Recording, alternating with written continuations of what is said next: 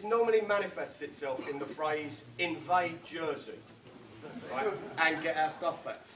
What we have seen, it doesn't matter whether it's Labour or whether it's Tory, they're neocons.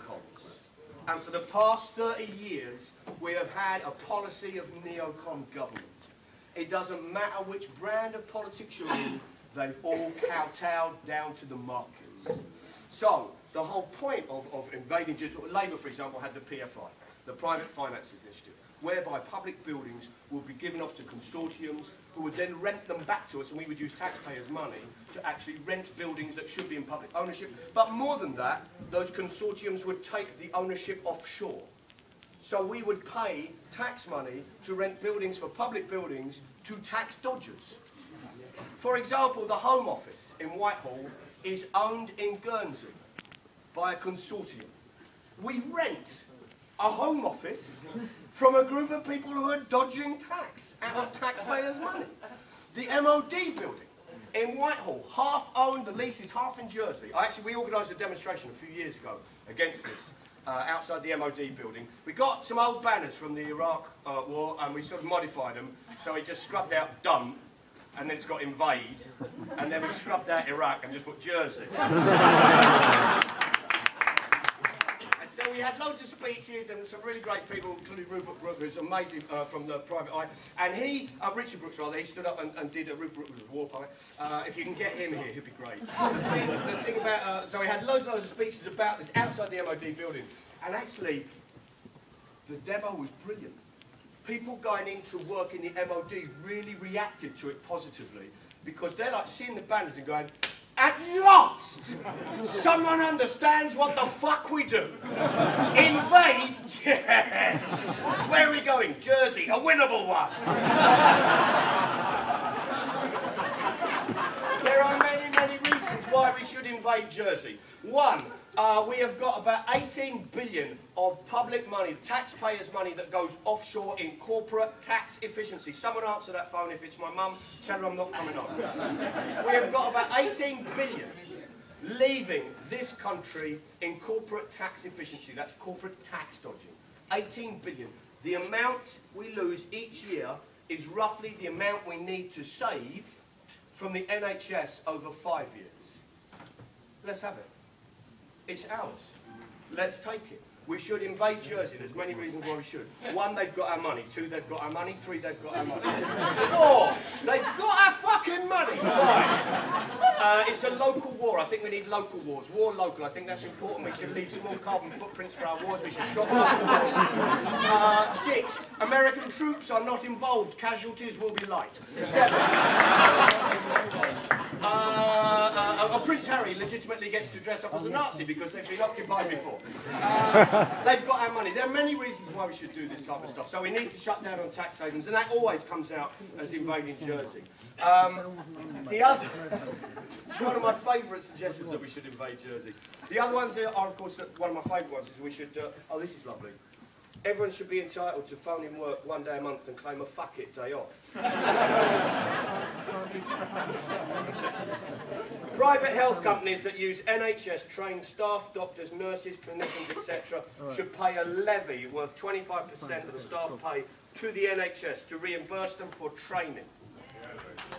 Because that's actually all NHS, all private medicine is in fact a subsidised form of medicine because they've taken NHS trained workers to install in private. And private medicine is fundamentally un-British. Fundamentally.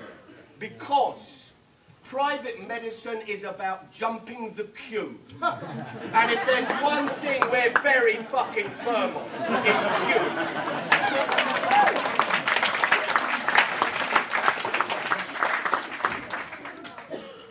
So there was some, I was just very quickly going to tell you, oh, this is nice. Politicians should have to wear tabards displaying the names and logos of the company with whom they have a financial relationship.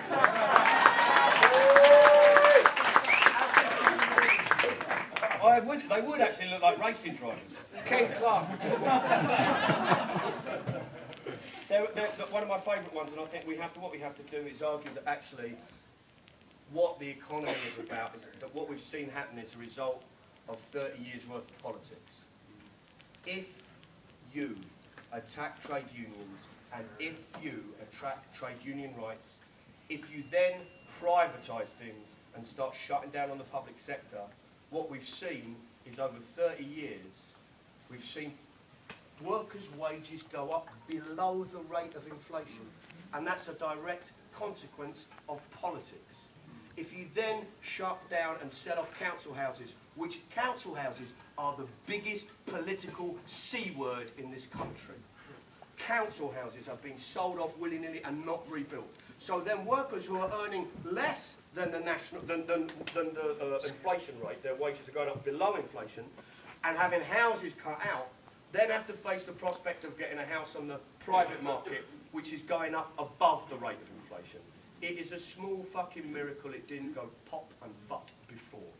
So this is 30 years worth of actual politics, and we can set it right. And I think one of the things we can do is very simply, we'll start putting Glass-Steagall Act in, separating investment, domestic banking, we'll start having a Tobin tax, we'll start bringing all these kind of things in. We'll actually start saying, we don't want your quantitative easing because you're giving money to the banks, and they're people who fucked up already, so you're giving them even more money, they're not even lending it out.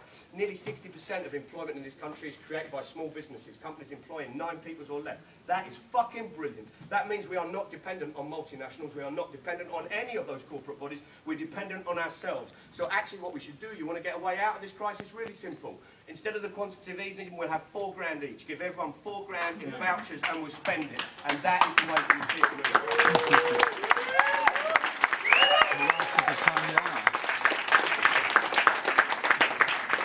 Also, I want a really nice mountain bike. But the other thing we should do is obviously privatise, I'll just tell you this before we do move on to the next one, nationalise the railways, that's what we're doing.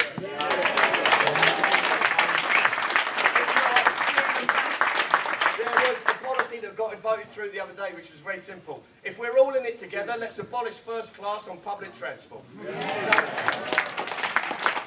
Actually, I think it's slightly the wrong way around. Let's abolish standard class.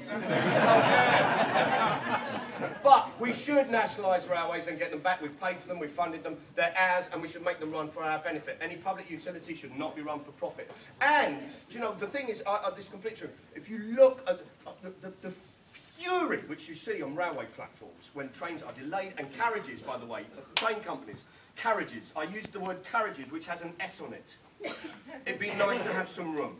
So the thing is, of the fury that you get with the system breaking up under private ownership, I actually believe that the revolution in this country will start on a railway platform.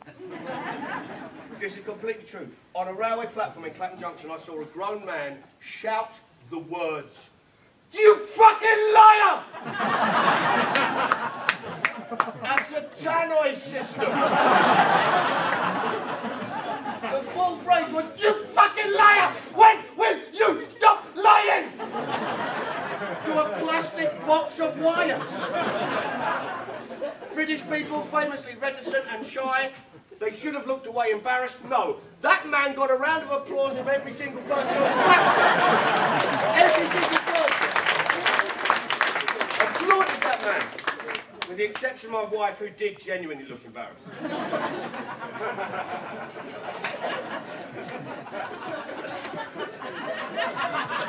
You can take your time and burn on that one. So this is another book that I did. There's space there. Come in, there's some space there. Lovely, great. Yeah, just come on in. Space there. Okay, if you're at the back and you can't get in, we've had my ushers over here. I've directed people in. Come on in, come on in. This is, they know now.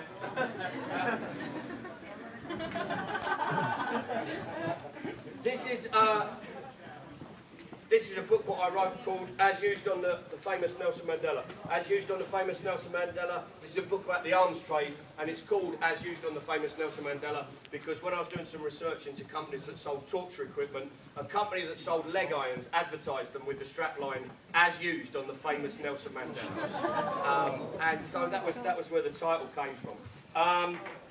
The thing about the arms trade is people will often defend it, and they'll defend it with 2 basic things, which is firstly they'll say, if I didn't do it, somebody else would. Now that's not a defence. That just abdicates your moral responsibility. You know, there's lots. If that was a defence, let's have it in the court of law. Let's be able to say that in a court of law. You know, why did you sell drugs? Well, if I didn't, no, fair play. Case dismissed. You know, that's not. You know, Gary Glitter didn't say, well, if I. You know, no, it's true. You can sit there and go, ooh, but it's fucking true. The point being is you cannot use that as an excuse. The other point people often say is it's very good for the economy, which is bullshit. The arms trade in this country was responsible for 0.46% of UK GDP last year. 0.46%. Begging generates more than that. 0.46%. That's very fucking small. So actually we can use it for our advantage. We'll nationalise it, turn it into something useful. But be wary of this argument about economics.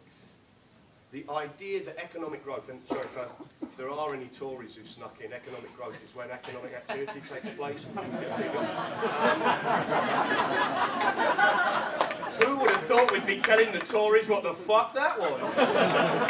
But economic growth is just a measurement of social activity. This applies to bankers and banking. It applies to the arms industry. It's just a measurement of economic activity.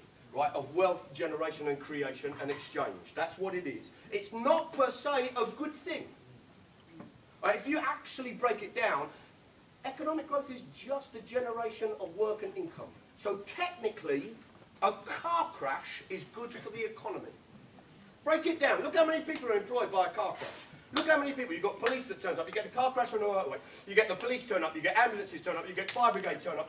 These are all paid for. These are all economic activity. You actually have to section off part of the motorway. So you've got the manufacturers of the people who do the day-glow jackets and the people who make the cones. This is all economic activity. This is economic growth. Then you've got the tarway vehicles. You've got the pickup trucks. You've got the people who take the cars back to the garage. Then you've got the insurance companies. You've got the claims. You've got the MOTs. You're getting the car back on the road. You've got the repairs. You've got new windows, new doors, resprays, repaints, getting the wirings all done. All of that is economic activity. Then, if you're lucky, it's actually a proper accident, so someone's taken to hospital. So you've got doctors, nurses, you've got clinicians, you've got all the drugs that are used, the bandages, the sutures, the needles, the beds, the linen, the glass, staff, the cleaners. All of this is economic activity. Then you start to actually bring in the greeting cards industry. Sorry, you're well. Come out of the cupboard. Then you've got helium balloons, come out, daddy. Then you've got soft toys and pandas and fucking grapes. The fruit industry does really well out of the good. Then, if you're really lucky, it's a fatality. So you've got coffin makers, undertakers, choirs and choristers. But you don't see a fucking car accident and go, the economy's looking up.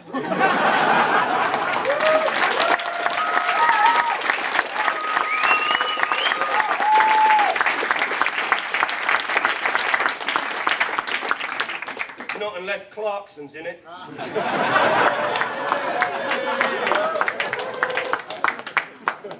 I didn't mean that, Jeremy. No, I did, you're absolutely right.